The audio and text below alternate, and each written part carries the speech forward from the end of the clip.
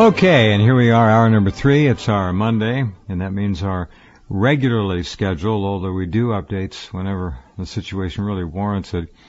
Our update on Fukushima, which has been and continues to be nothing but worse and worse and worse. And this is what we've been telling you for 4 years now. When Yoshi first came on the program, we began to talk about this. It hasn't changed. We've been telling you for 4 years. Things are going to be horrific for generations to come. The latest is, well, let me just read the little headline here. You can see it up at the top center column at Rense. The latest stories are always up there for you. 200-year wait at Fukushima, says the plant chief. It'll be 200 years before they can begin to get a handle on the situation. No idea, say the technicians and scientists, how to decommission the reactors. Well, how the hell do you decommission something that's destroyed? You don't. Decommissioning is done to something that's still functioning. The technology does not exist to decommission the reactors. No viable method exists to deal with the melted fuel. There are so many uncertainties, we don't have accurate information. Engineers declared the problems insurmountable. Now, this is again going back to what we told you 4 years ago. So let's go to Hong Kong now and say hello to Yoshi Shimatsu, who is standing by as always, and we're going to talk to Dana Dern for just a couple minutes as well. Hi, Yoshi. How are you? Okay, good. Sorry about missing the program for 2 weeks, past 2 weeks. First time was kind of inexplicable. My whole block area, I went to a pretty good area with pretty good reception, but the whole block, every communication went down, phone, internet, and all that, so don't know what happened. Yeah, I mean, I guess must have been a massive power blackout. Then, this last week I've been up in, the People's Republic of China, in Beijing, and obviously it'd be a very difficult place for us to hold this conversation without some sort of interruption of some sort. So, here I am in, the world's freest city, they call it Hong Kong, where, there's one woman, I think she's an engineer or scientist. She's been doing radiation studies here, and her expressions are fantastic levels of radiation in Hong Kong as compared with the past. Really? And, that's not surprising because in the springtime, there are currents, water currents that come down from the Philippine Trench, off Japan's Philippine Trench, and they directly impact the coast of China.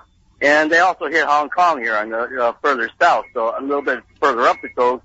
It's much more radioactive because as I flew to Hong Kong down the Chinese coast, my watch, my G-Shock watch is still in trauma. Not that, it's one of these solar charged watches, so I guess it's sensitive to radiation. It's knocked out. And this phone I'm talking about, I wrote earlier, it was knocked out for about a day or two. So, there's enough radiation to incapacitate electronics, not to mention your body. I was feeling pretty bad the first couple of days I was here. Okay now, but, I've learned how to, just take the hit and bounce back, but there's a lot of radiation coming in to, the China coast, and, it's going to be interesting how the Chinese react to that. Well, the Chinese, so far, Yoshi, the Chinese have said next to nothing about this. They've been very quiet. I don't know if it's diplomacy or what, but they're not talking about the fact that they are getting hit with Fukushima radiation routinely. Yeah, well, there's this really weird situation. There was a website there that I used to work for. They have a little video program for, especially young people in China, people for internet, video and all. They videotape them.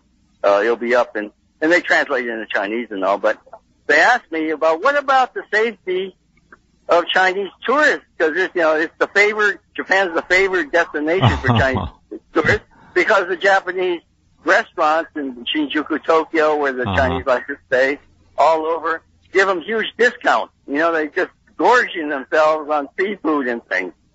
And then I said, this is insane. People coming back from Japan to Hong Kong and Singapore.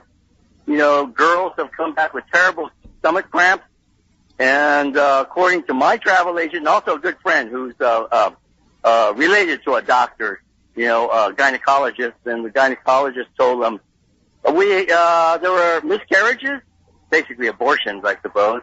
Right. And what came out of those girls was not human, but monsters. Really? Monstrous embryos. And the word has been slowly spreading in Hong Kong and Singapore among the local residents. Don't go to Japan, don't eat Japanese food. But now there's two things going on. The Japanese food offensive all around the world, targeting Asian countries, but now Milan, Italy, a big food fair they're going after the Italians. I saw that.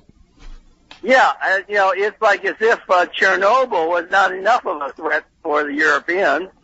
You know, now they're being inundated with food, including from Fukushima. And we do know, you know, this radiation hit a much larger area, you know, of about 5 or 6 provinces. They're hotspot areas where there's not just rice, all kinds of products are grown and are being shipped out. In Thailand, mushrooms. We know mushrooms are one of the most lethal, you know, biogatherers of radiation. And you see Japanese mushrooms in all the Thai markets just massively present, discounted, you know, because the price is like a third of what they used to be. And, but you don't see too many Thai people buying them. You know, I mean, they're kind of savvy. But the Chinese, you know, it's close. You know, China is close to Japan, so it's a cheap ticket. But now, I've been discussing with this, website, you know, it's April, it's called April Media. They interviewed me about the tourism, and they said, hey, there's a new visa program for Chinese. You get a 6-month visa, okay? Which is unheard of for Chinese before, because they were discriminated against by the Japanese.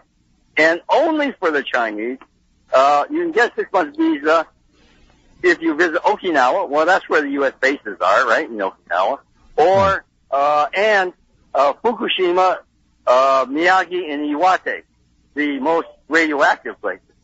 Okay, in other words, I said, this is very suspicious. You know, Japan wants to make A-bombs to drop on the Chinese, but since that went up in smoke at Fukushima, they're inviting the Chinese to get a good dose of radiation in Japan.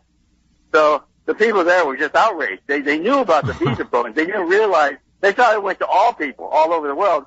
Then they suddenly realized they're being targeted. You know? Right. They're being invited in to die, basically, to be killed off. The other problem is, of course, many of the Chinese who are going to go there will run out of money. Japan's not exactly the cheapest place, so that's probably when they're in Fukushima and those northern provinces. And Okinawa too, that's where the Yakuza labor contractors come up to them. Hey, buddy, you want a good paying job? We got a job for you.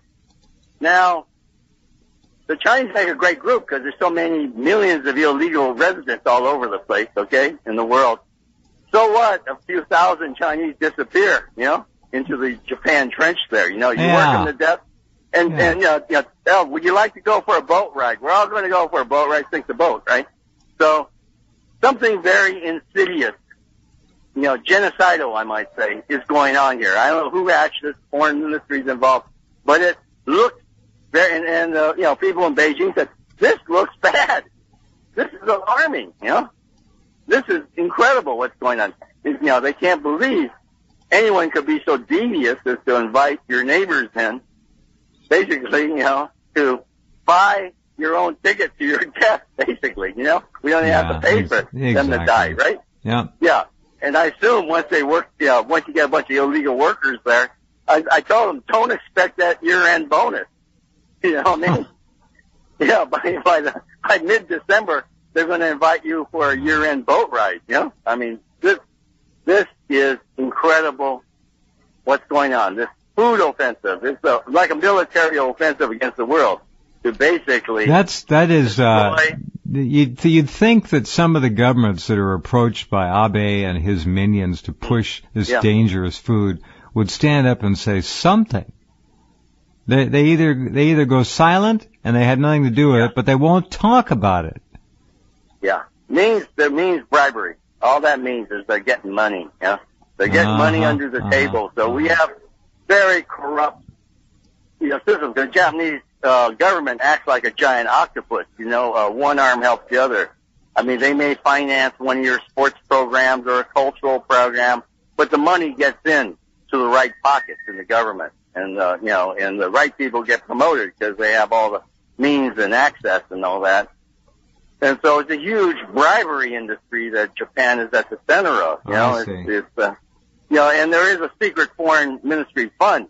They control a lot of profits from the largest bank in Japan. That's the Postal Savings Bank, which pays very, very low interest rates to Japanese savers. But they can skim off, billions and billions of dollars for the foreign ministry slush fund, So these guys are used to doing all this for decades, This is how they were able to buy the IAEA, which has a foreign ministry official from the nuclear department of the foreign ministry. He was hired from Tokyo University more than 40 years ago when the Japanese government issued an internal paper that we will expand our nuclear capability, and one thing we'll make sure of, no foreigner is going to interfere with us. Okay, this guy was hired immediately after the issuance of this paper, 3 years after. While he's in college, they basically recruited him in college. And that's Yukiya Amano, head of the IAEA. He's one of the big, foreign ministry bribers, right? That's how his position was bought. He's been buying people in the IAEA for years. Japan, the biggest rogue state, because the arsenal is larger than Israel, India, Pakistan, and North Korea combined, okay? And they're never mentioned in any report because, as the papers say, we will ensure that no foreigner ever interferes with us. And what that means is I wonder what happens to the guys who don't take the money, right? What happens to the guys at the American embassy or wherever? They own him for the rest of his life. He goes to Roppongi, and a nice girl picks him up, and he's found out knocked out the next day, an embarrassment to the government, right? So no one talks about it. Or dead. This is how it's done. This is how the business is done. Okay, in Japan. Very interesting. So they went to Italy. Who did they approach in Italy? Do you remember? Well, this is a food fair, so this would be the agriculture ministry. And, Italy does pride itself in its organic food, that it was relatively less affected by Chernobyl because of the Apennine, the Alps, the Apennines. Well, they got lucky. They were one of the luckiest in Europe. But now here, they're inviting in food from Fukushima to Italy. It makes absolutely no sense. And, Japanese food is very popular in Italy, so it's extremely dangerous. Good luck, folks. You better wake up. As I said, I don't go to sushi bars. I mean, this is point blank. I cannot afford the risk of the ingestion. No, you've had enough.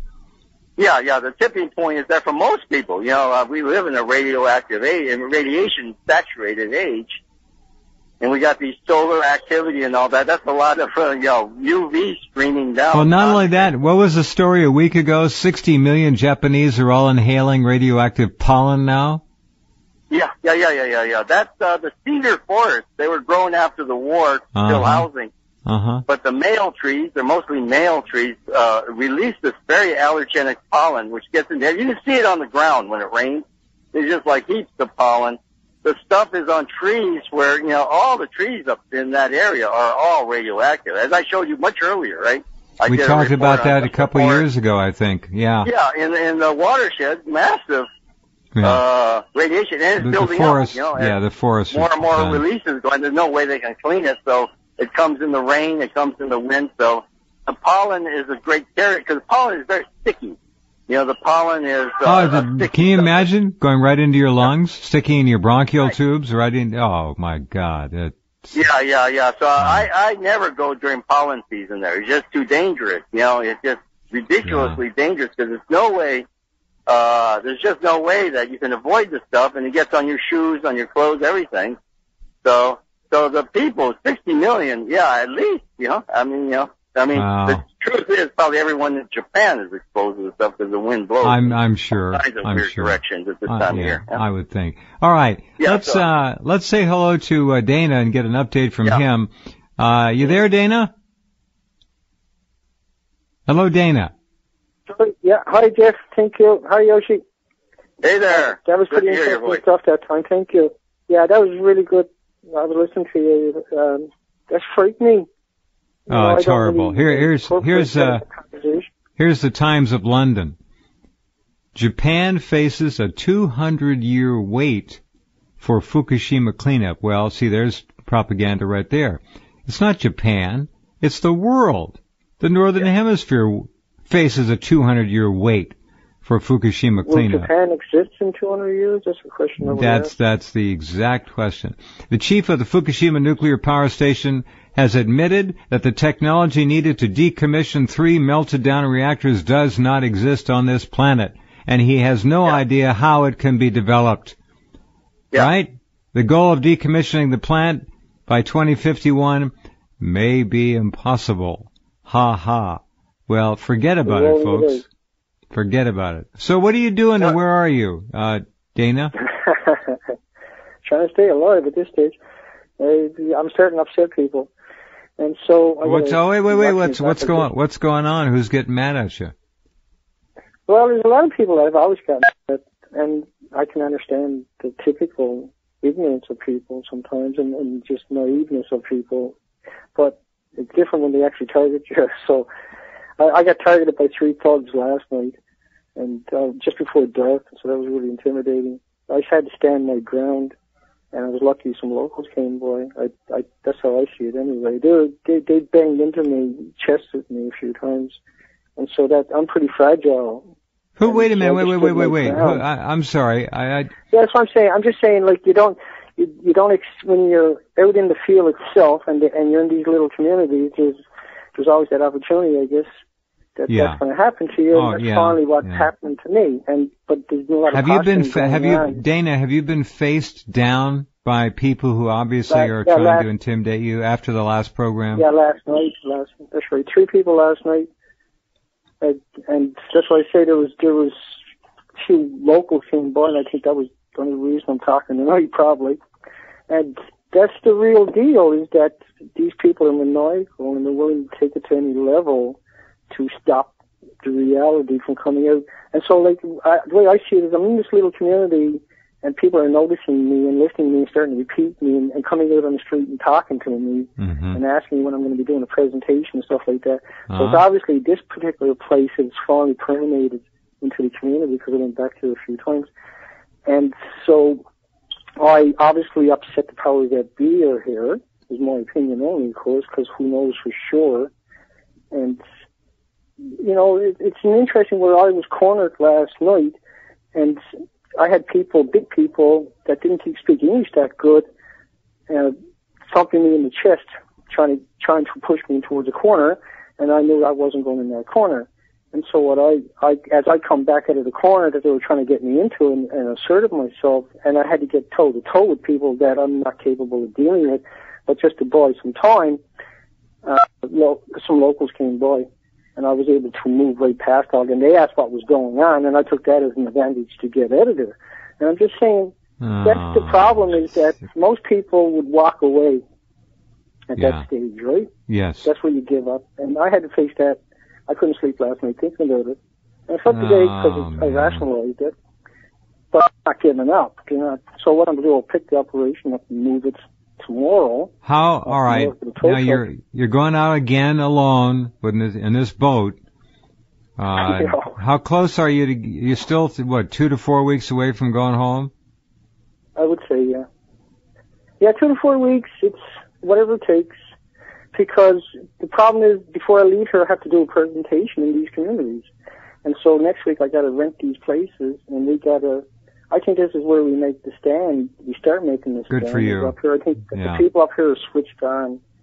And so the idea is to have no cover charge for people, so everybody can come and hear the narrative.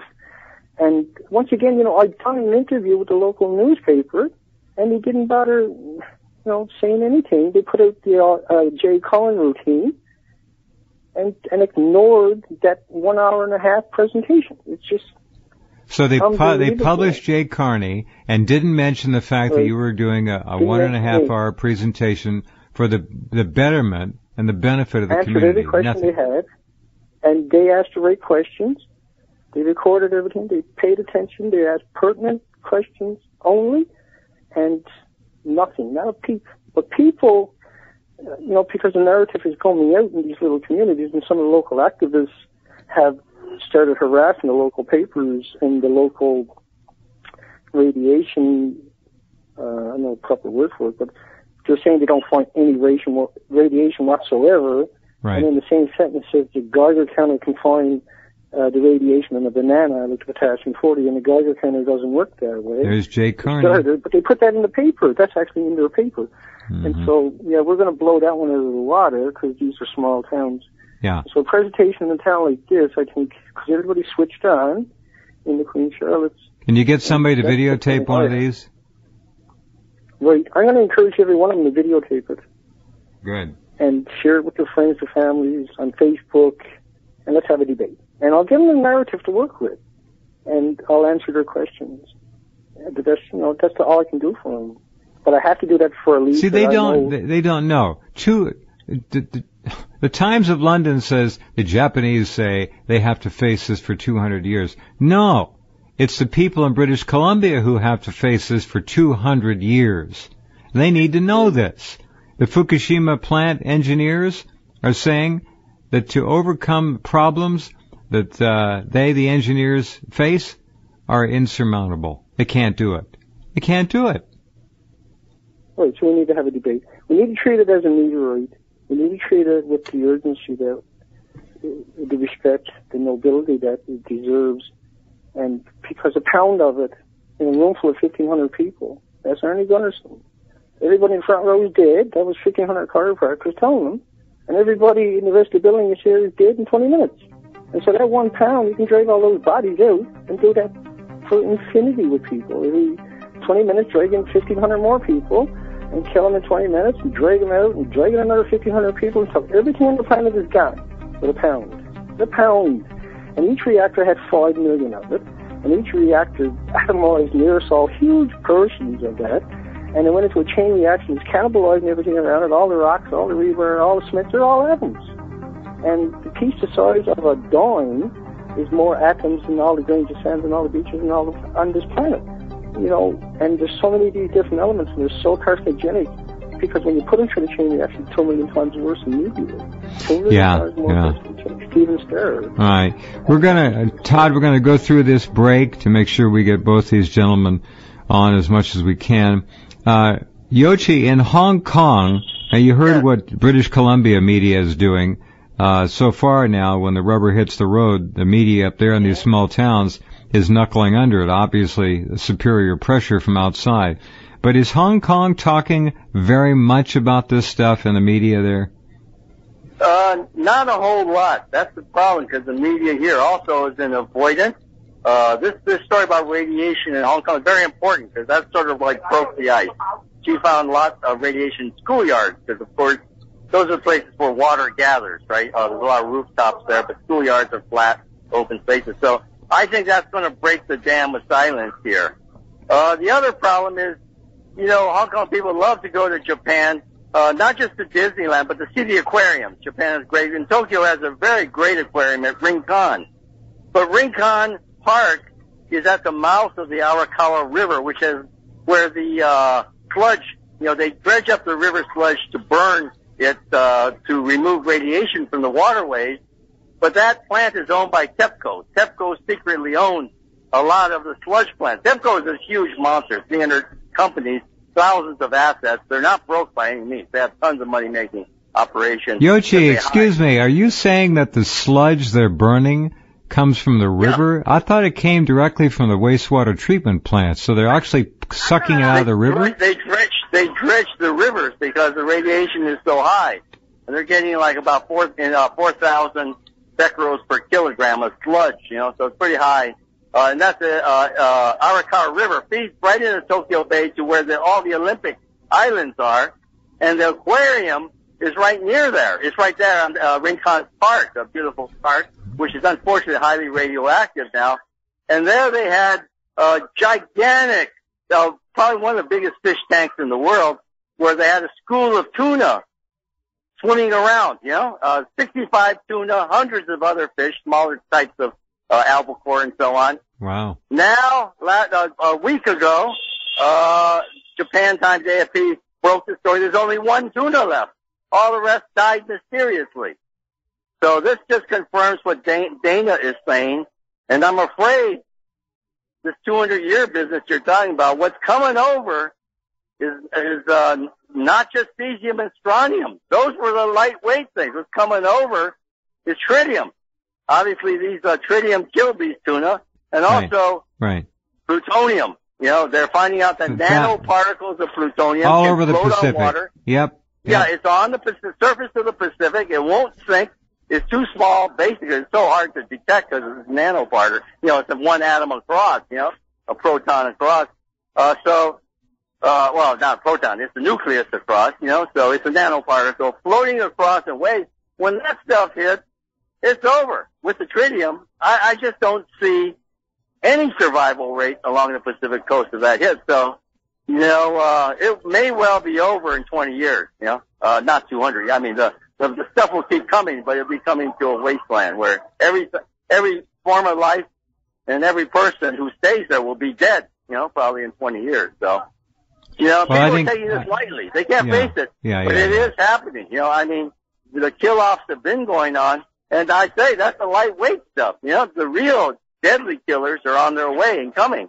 And what happened at Tokyo Bay at that aquarium is really, you know, that's a shocker. Of what's what's coming. They were obviously filtered water. This is filtered water. Filtered water. Right. Yep. So, yeah, we have what you've got is an aquarium that takes its water from the bay and filters it, correct? Yes, it's massively filtered, HEPA filtered. Well, that's not enough. Obviously. They try to take out viruses, so therefore they take out everything, but what they can't take out is tritium, which is nearly identical to water. And tritium, now we're really seeing that tritium has deadly effects. And so the tuna are all dead. Wow, except one. Yeah, except one. 65 giant, you know, the huge bluefin tunas, plus hundreds of other smaller tuna species. Yeah. All wiped out. Only one.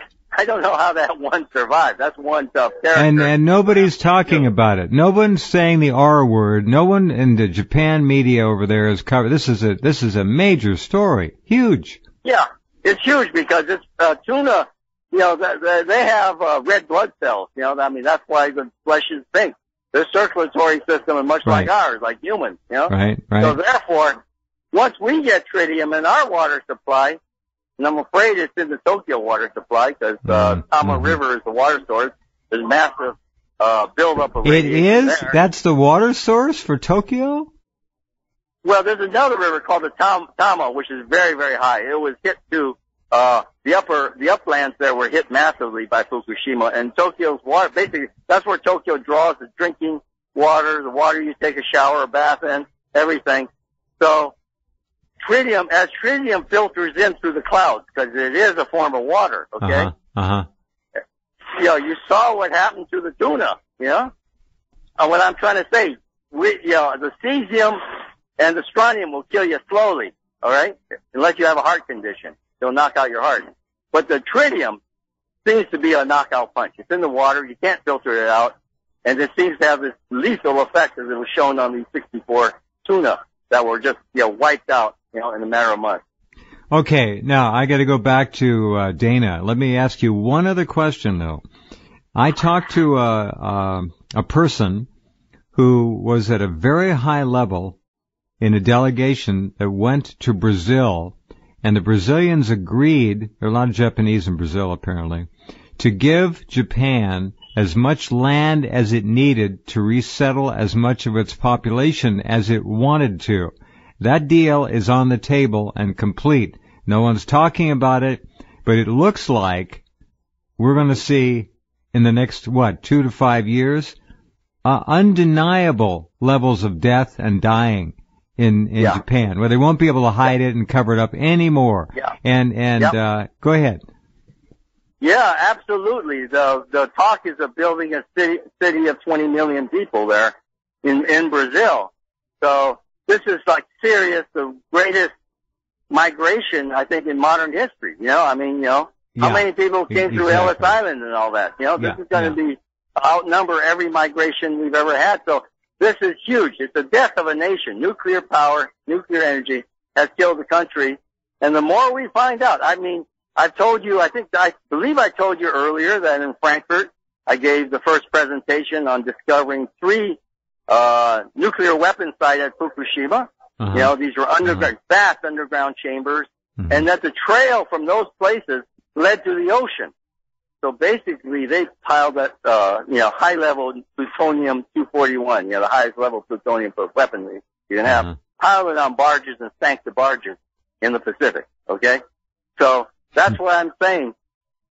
This ain't just, you know, a bunch of uranium with a little bit of plutonium. We're talking about probably as much as the Russian stockpile of plutonium has been dumped in the ocean, and it's just breaking open, and, you know, there was no real attempt to contain it in any way. So, we're in for it. We're really in for it, because and this is why all the engineers at Fukushima are starting to break down. They're starting to talk this stuff. Oh yeah. This was the most shocking revelation in print that I've seen yet, I think. It just says no technology exists on the planet. We have no idea. This is insurmountable. 200 years at least. You know, we haven't seen this before. They waited 4 years to tell us what Yoshi was telling us 4 years ago on this program. Yeah, we were telling you the first week, I think. You know, so this We projected it, and we were right. This is the problem that Dana faces in the future. The worst is yet to come. You know, everyone thinks, the worst was right after Fukushima. No, folks, the worst is still coming across. It's still bubbling up in the Pacific. And it's accumulating everywhere, for God's sakes. Dana, it's not just the people in BC. And when you speak to them, you're going to tell them things that they will not forget, that they're going to take to the city fathers and whatever little community they're in, to their media. I wish there was someone with you to help take better care of you. This is wrong. If there's someone up there who knows what we're doing and knows Dana, get up there and spend 2 to 4 weeks with this man, and let's get him home safe. This is dangerous stuff. You got the real estate industry, you got the tourism industry, you got the food industry. Right. They don't want to hear any of this stuff. Exactly. None of it. That's fact. You know, worried. A lot of them, and I've heard this now, that a lot of them are worried that I'm spelling the end of their future, and that basically if I go away, their future continues, is how they see that. And I mean, that's how narrow-minded people truly really are, because that's what I'm told by people that know. You know, I've been hearing this stuff, that people are really, really truly see it that way. But back to what Yoshi was saying, the plutonium-239 levels were almost as high as the cesium-137, 1,000 kilometers from the Fukushima Daiichi place. And plutonium was measured in just oodles amounts, 239, 240, and strontium, all over the debris that they're burning, you were talking about earlier, Yoshi. And plutonium in the Pacific Ocean from liquids, direct releases. So not just because plutonium its parent is a gas, but yet they claimed it was released from the Journal of Nuclear Chemistry. I can't even pronounce their names, but they're talking about liquid direct releases of plutonium into the Pacific Ocean.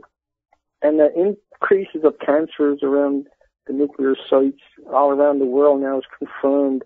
They start doing studies now. Everybody's starting to realize that that's where their children were growing up, and that's why they ended up with these horrible leukemias and cancers and birth defects and stillbirths and abortions. You know, the sad thing is that, Dana, the data about living within 50 miles of a nuclear power plant and the incidences of cancers and that data's been out there.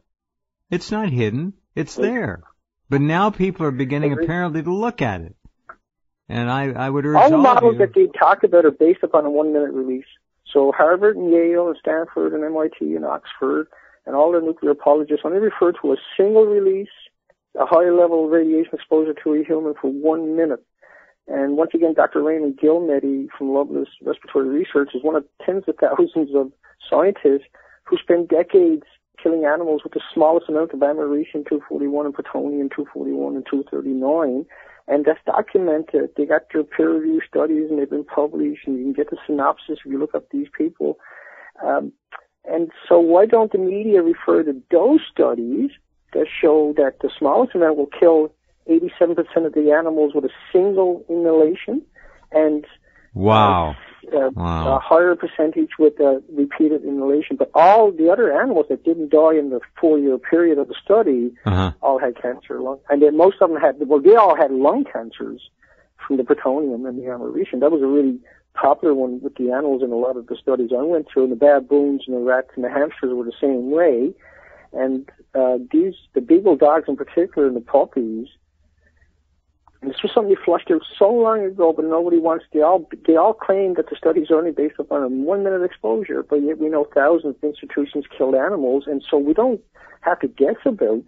And like Yoshi was saying, the tuna are way up the food chain, folks. They're way up the food chain. They're incredibly far. They're massive. They're way bigger than us. They're way up the food chain. They can bioaccumulate way more than we can. And yet you put them in that environment, what happens? They disappear like unbelievable.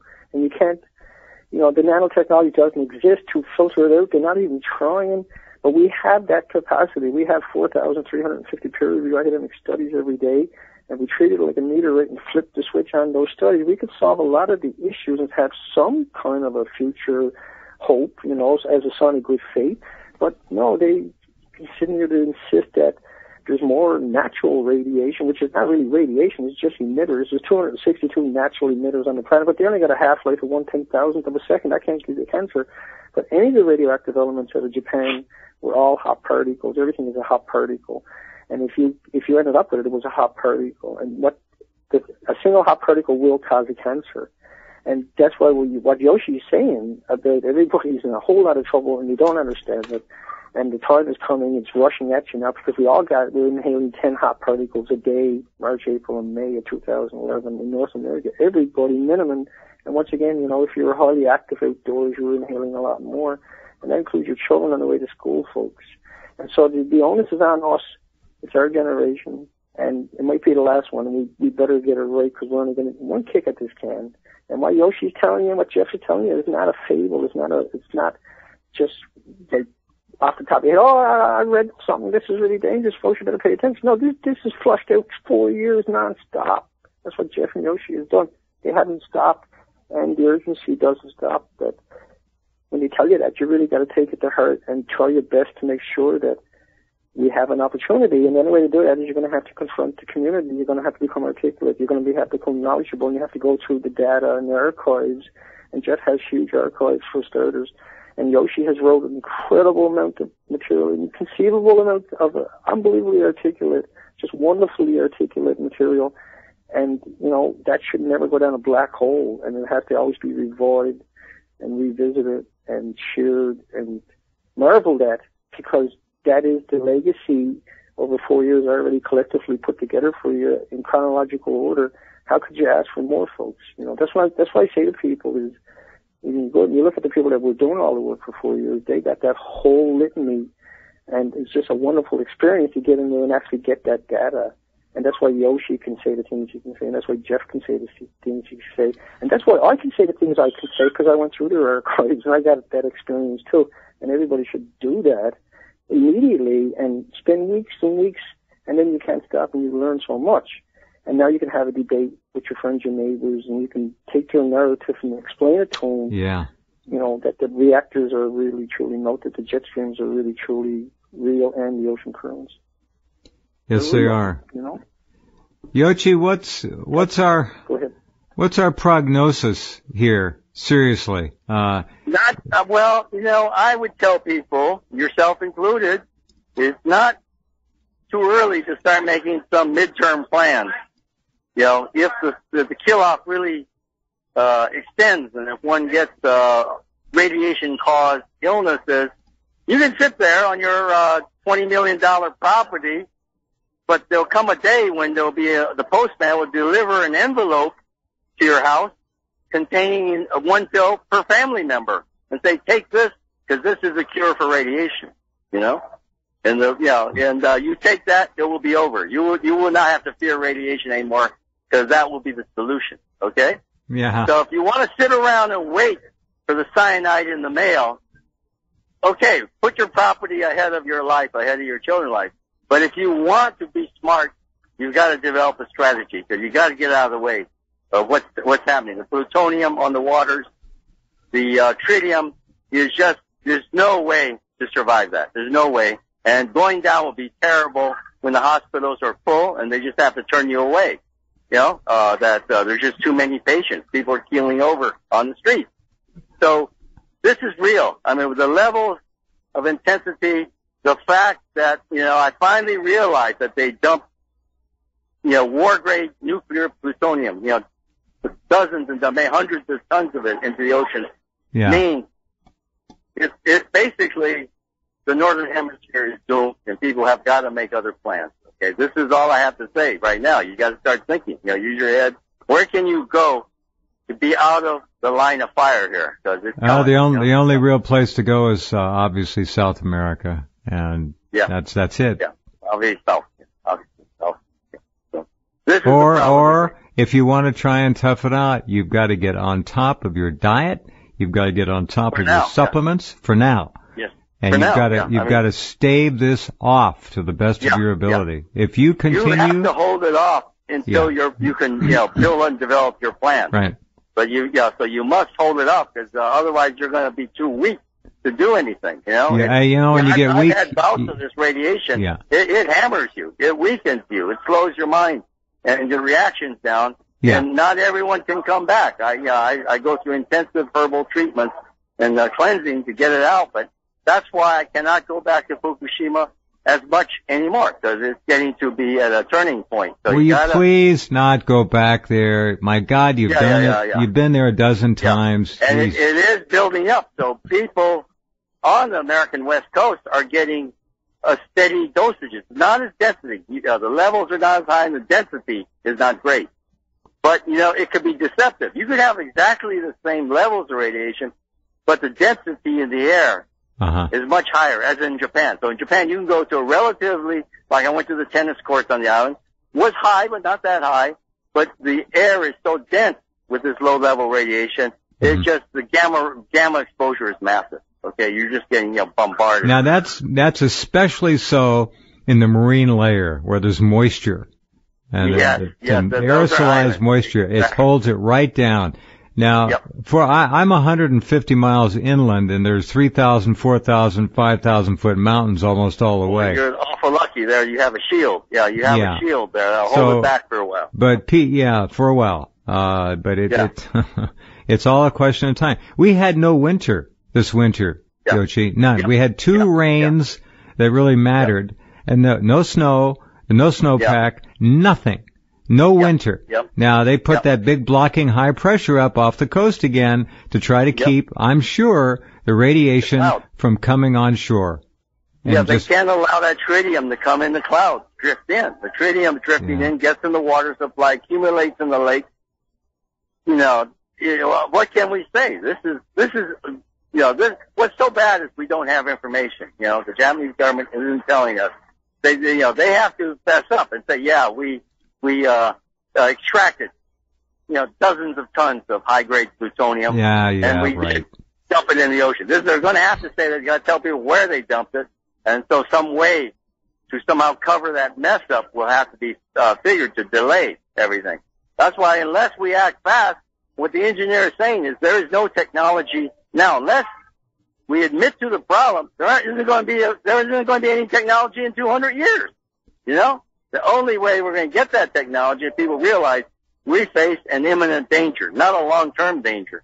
You know, like I say, I don't think there's much life going to be around in the Northern Pacific in 200 years. It's not in 10 years. It's going to be virtually gone. You know, I don't see. I'm not knocking people because I don't follow them, but I don't see any of the names that like Arnie Gunderson saying much anymore. I'm not saying there's anything wrong with that. Maybe he was talked to. Maybe he had enough. Maybe he realizes the situation is I don't know. But he was making a lot of very good statements at the beginning. No more. I'm not kidding. You and this program and Dana are about it in terms of on the spot, current, instant information. We're not getting it anywhere. Have to hang in there. Yeah, well, So just when you see the pills in the mail, toss them in the trash. Toss them in the dumpster. Okay, that's all I have to say. That pill comes in many different forms. The pill of silence. So we have to continue to resist, kick up a fuss, and keep people's eye on the ball here. And people have got to start thinking now.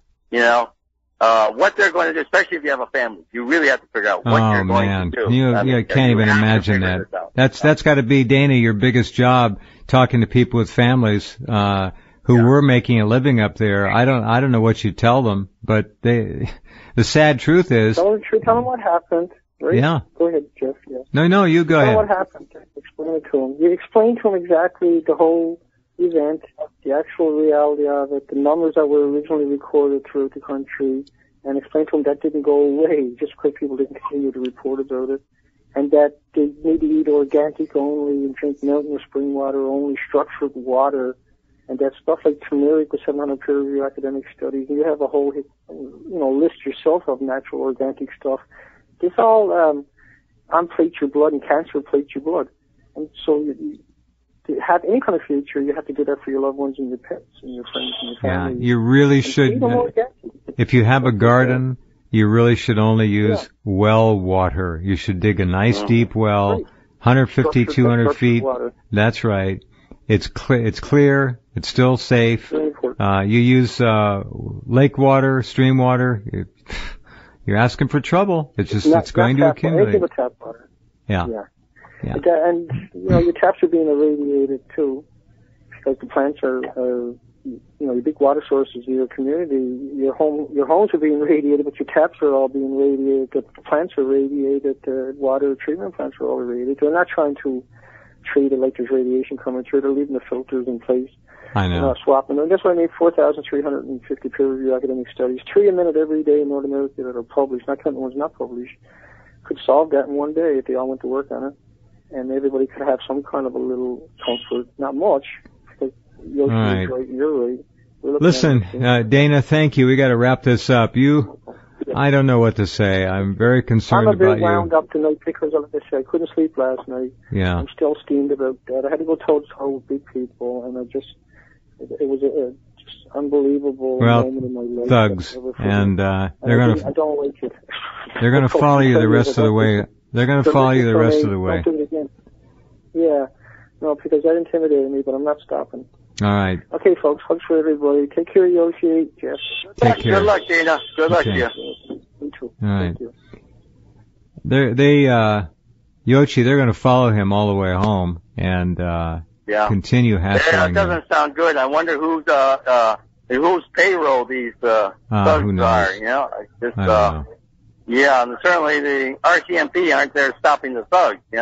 So this is no, they're not very going bad to. thing. Dana's already facing enough threat out there on the waters. Just being there. One other thing. Radioactive environment. Why should the government harass them? Right. It's a rough. He's already in a high risk situation by choice, by willpower, and they should just leave him alone. They should have the decency. He's not doing this to fighting or take advantage of the situation. He's doing this to try to help his fellow Canadians. And the Canadian government has a duty to protect them from the gangsters who work for the uranium and nuclear power industry, because they aren't gangsters. They're just hired thugs. They're killers. You said something earlier, and you're right. I was thinking back. What we talked about in the first week or two after the event, when you came on the program, has every bit of it has proven to be exactly correct. Every bit. You haven't been wrong on anything. Yeah. We were exact about what we predicted. What we were wrong at is that it was far worse than we predicted. Okay. Amen. So the volume of meltdown, which they're hunting for now with this muon detector, they can't find anything in the upper reaches of these reactors. I know. You figure there'd be a few broken rods. They can't find broken rods left. Now the engineers of plant saying all the thorium in 3 reactors has melted down, and we don't know. We assume this is the bomb reactor, but we're not sure. This kind of talk coming out, this is far worse than we were talking about back then. It is. So, you're right. Yeah, it is. But we were right. We were right about the meltdowns. We're very serious. And they were lying. They did not admit to meltdowns for a month. Yeah. And it was happening within 2 hours of the earthquake. It's tsunami, 2 hours of tsunami. Almost leaves me speechless anymore. So it's so hideous. Thank you, my friend. Take care of yourself, and I'll talk to you next week. Very good, very good. Okay. Yoichi Shimatsu in Hong Kong. Okay, there it is, and no, it's not in the MSM. You're not going to see it on CNN, but it's true. We tell you the truth here. Okay, tomorrow night is Tuesday. We will be back with you tomorrow night on the last day of March already, and then we move into April. So take care, have a good day tomorrow, and we'll talk soon.